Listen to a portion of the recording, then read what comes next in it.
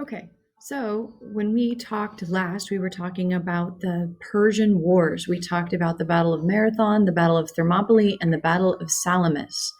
And we talked about how the ancient Greeks had figured out a way through the use of the phalanx to defeat the mighty Persian army.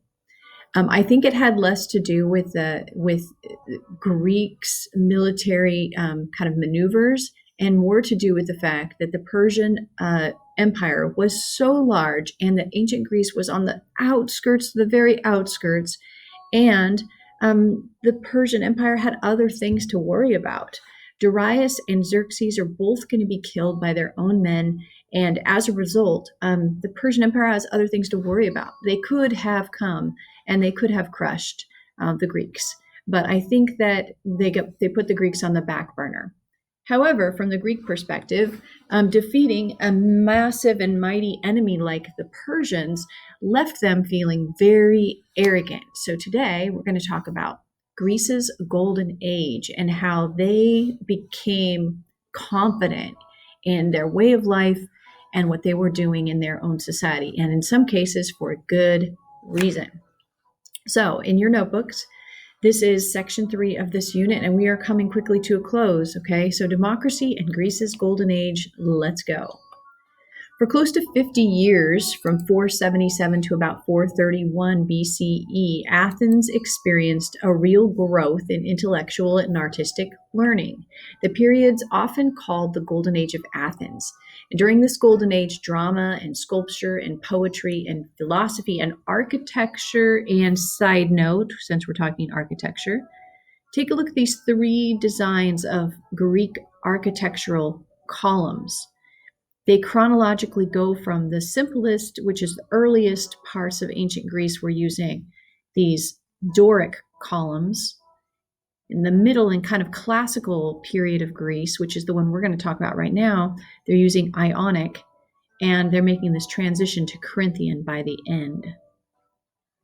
Okay, but anyway, architecture and science all reached new heights. The artistic and literary legacies of the time continue to inspire and instruct people around the world. So, at this point, Athens was being led by a guy named Pericles, a wise and able statesman. Led Athens during much of its golden age. He was honest, he was fair. Pericles held on to popular support for 32 years, which is quite a feat during the time. He was a skillful politician, an inspiring speaker, a respected general, and he also dominated life of Athens from about 461 to 429 BCE during that age of Pericles. Now, there were some upsides to Pericles. He was a strong leader. He did all kinds of things to glorify Athens in particular, but the downside was that, remember when we left off, all of Greece was creating the Delian League on the island of Delos, and I said that eventually that gets corrupted, and Athens decides that they kind of know best for all of the Greek peninsula, and they take the Delian League, move it to their own city-state, and start using Delian League money to build Athens up. And so Athens becomes this wonderfully beautified place with architecture like the Parthenon. So this is when this beautiful Parthenon gets built. Back in the day, this would have been an unbelievable wonder of the world. It is one of the wonders of the world, according to the Greeks. They also had a temple of Athena built. All of the Nike swooshes on your shoes, if you're wearing, or on your shirt, or wherever you see a Nike swoosh, it's a shout out to Nike of Samothrace, which was a goddess of victory, which was a goddess that was being kind of held up during this time period as, as a sign of confidence in power in ancient Athens. I'm going to go backward really quickly. At the Parthenon, now the Parthenon is obviously in ruins today. This is more like what you would see if you go to see the Parthenon today. So we don't have a sense of its former glory, but in Tennessee, they have built a replica to exact specifications of the Parthenon as it once was built, including Athena, which was housed inside of the Parthenon. And they say this is what it looked like. It would have been covered in gold. There would have been ivory, beautiful column work throughout the Parthenon. But built with Delian League money.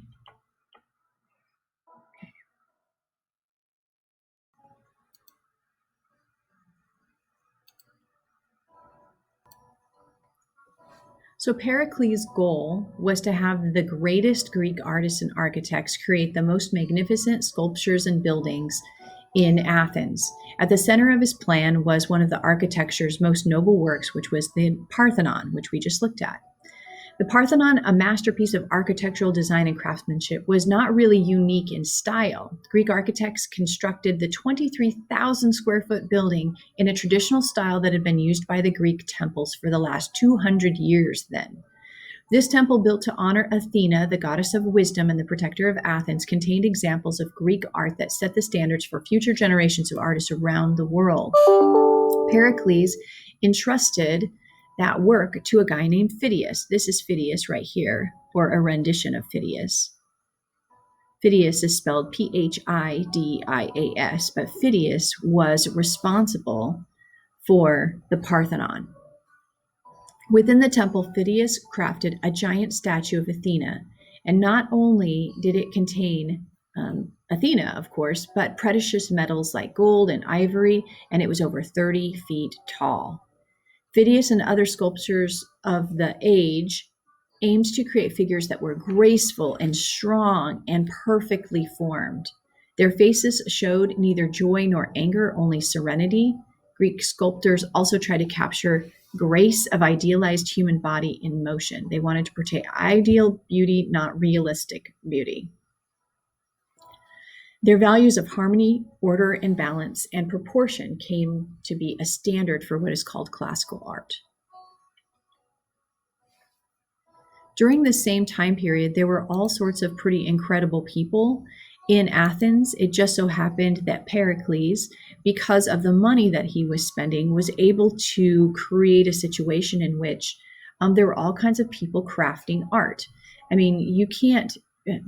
When people are fighting for their own survival, they're not able to write plays, for example. But Pericles is spending such inordinate amounts of money in Athens that you can pay people to philosophize and pay people to create plays. And so Pericles creates a situation in which people like Herodotus can do their work and write history. That Socrates and Plato and Aristotle can philosophize and create educational institutions that are just there to educate the best from around the world at the time. So Socrates, Plato, and Aristotle. He also creates a situation in which people like Sophocles can write plays. Some of Sophocles' famous works include things like Oedipus Rex. Sophocles wrote more than 100 plays. He also included the works of Oedipus the King, Antigone. There was a guy named Euripides who actually wrote plays that had strong female figures. There was a dramatist named Aeschylus who wrote more than 80 plays. Anyway, some of these playwrights actually keep the story of like Mycenaean kings and the Greeks at Troy alive.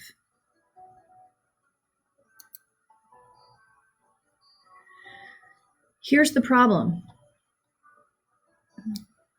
People are ticked off at Athens for spending that kind of money on glorifying Athens. I said glorify Athens, not glorify Greece, right? And so to have the Delian League taken and the money spent on Athens made people angry. And the nemesis to Athens was Sparta. And so that is going to lead to kind of a civil war, it's going to lead to a civil war on the Greek peninsula. And that's where we're going to end our discussions today. So as Athens grew in wealth and prestige and power, other city-states began to view it with hostility. Ill will was especially strong between Sparta and Athens. Instead of trying to avoid conflict, leaders in Athens and Sparta actually pressed for war to begin, as both leaders believed their city had an advantage. Eventually, Sparta declared war on Athens in 431 BCE. This led to something called the Peloponnesian War, and we're almost done for the day. So when the Peloponnesian War between the two city-states began, Athens had the stronger navy and Sparta had the stronger army. Its location inland meant that it could not easily be attacked by sea. So Pericles, remember the leader of Athens' strategy, was to avoid land battles with the Spartan army and wait for an opportunity to strike Sparta and its allies from the sea. Eventually, the Spartans get tired of waiting and they decide that they are going to march into Athenian territory. They swept over the countryside, burning the Athenian food supply. Pericles responded by bringing all the residents from his city-state from the surrounding regions inside the city walls. They were heavily fortified, and he thought he could outlast them there until he could draw them out to sea. The city was safe from hunger as long as ships could sail into the ports with supplies from Athenian colonies and other foreign states. But in the second year of the war, a horrible disaster struck Athens. A plague swept through the city, killing perhaps about 1/3 of the population, including Pericles. Although weakened, Athens continued to fight for several years, but in 421 BCE, the two sides, which were both worn down by war, signed a truce.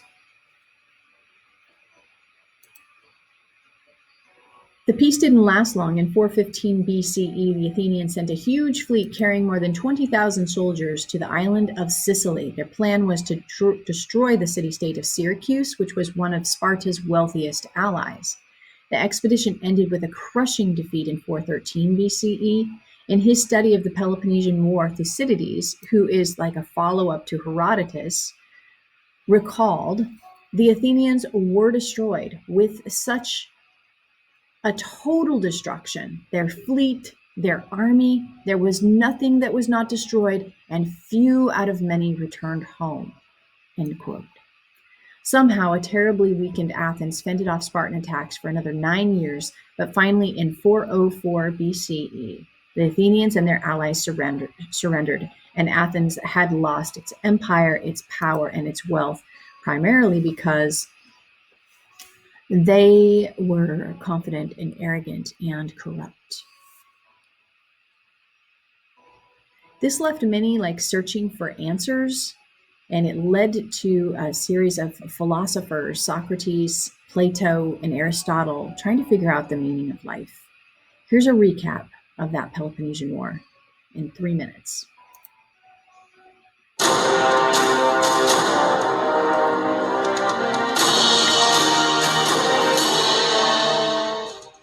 Athens and Sparta had become great allies during the Greco-Persian Wars from 499 to 449 BC, and it seemed things were going to stay that way.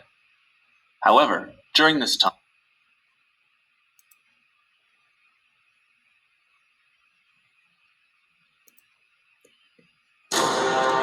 in the Greco-Persian Wars from 499 to 449 BC, and it seemed things were going to stay that way.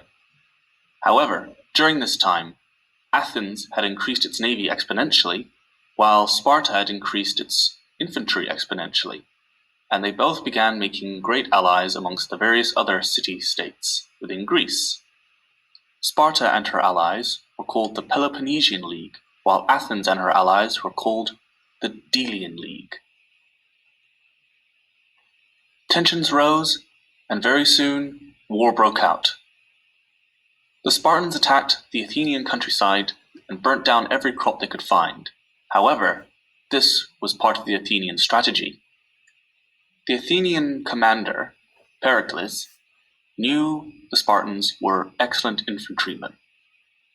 so fighting them in an open field on their terms would be a terrible idea. While Sparta sat outside Athens' walls, Athenians just sat inside the walls, while their ships brought in food, money, and whatever they needed, as well as raid the coastlines of various Spartan allies. Then the plague hit, wiping out a third of Athens' population, including clever Pericles. Bring out today! Bring out today! There's one! Despite this setback, Athens still remained strong, in large part because of their navy and clever use of raids along the coastlines. Then the Athenians did something very, very stupid. In 415 BC, they attacked Syracuse in modern-day Sicily and lost approximately 20,000 to 40,000 soldiers to Sparta and her allies. Soon after this, in 405 BC, at the Battle of Aegospotami, the Spartan navy almost completely wiped out the Athenian navy. These defeats, along with the realization that they no longer had an advantage when it came to the navy, Athens could no longer support their war with Sparta, and in 404 BC, they surrendered, thus ending the Peloponnesian War. The long-term effects of the war lasted for centuries. Greece was financially bankrupt. They were out of most of their usual soldiers, and the normal tactics that they used were nearly gone because of the new ones they had to employ. As such, the Peloponnesian War is often seen as the end of the golden age of ancient Greece.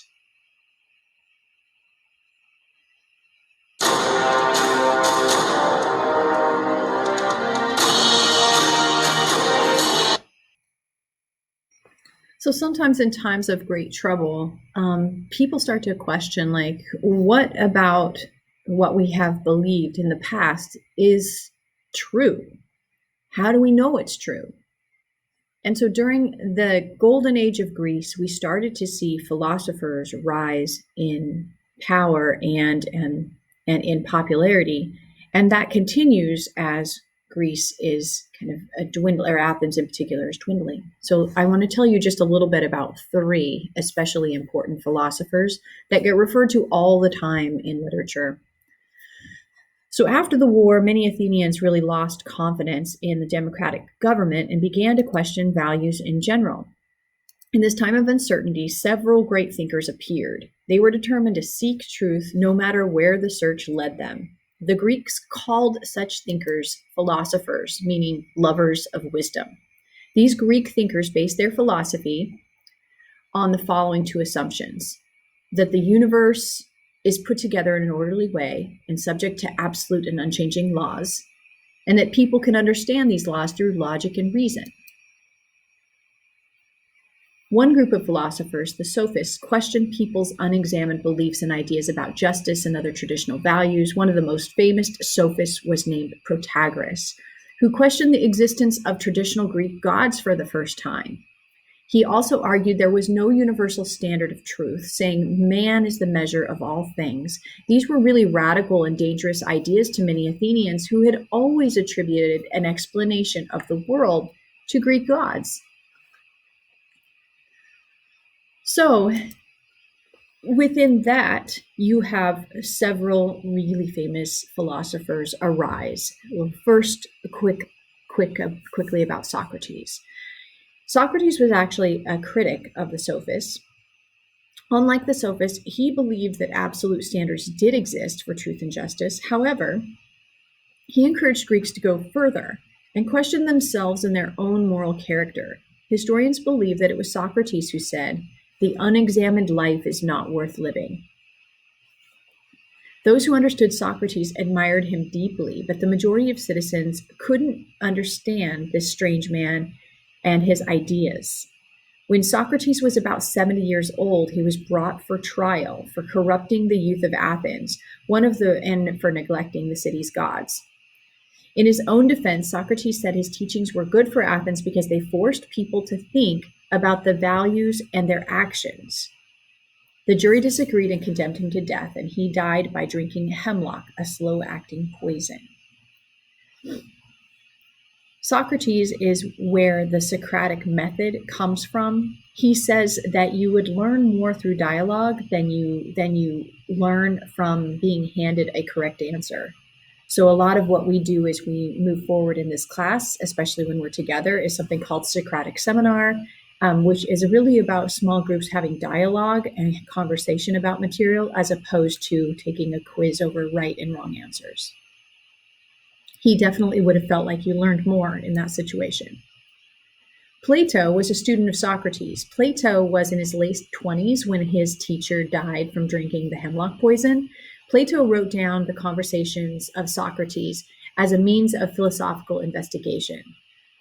So Plato wrote some of his famous works, The Republic being one. In that, he sets forth a vision of a perfectly governed society.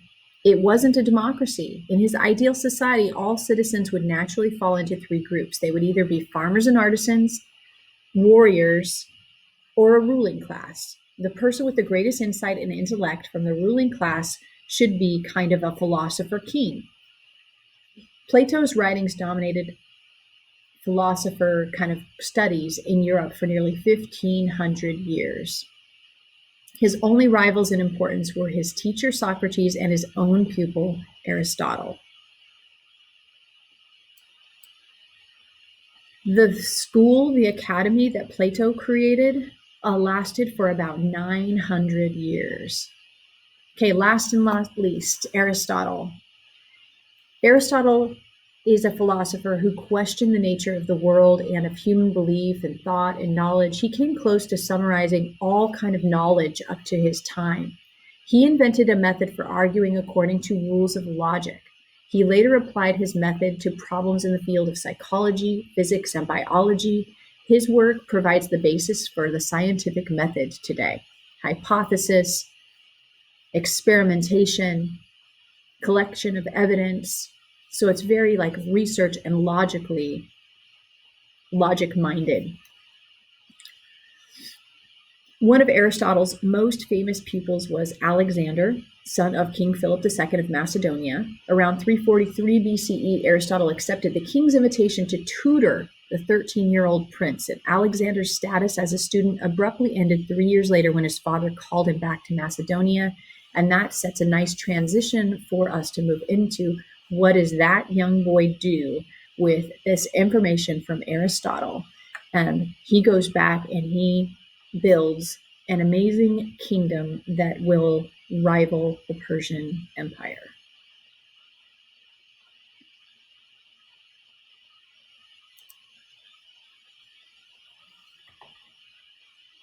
And there is Plato, Aristotle, and Alexander's empire is where you should head next.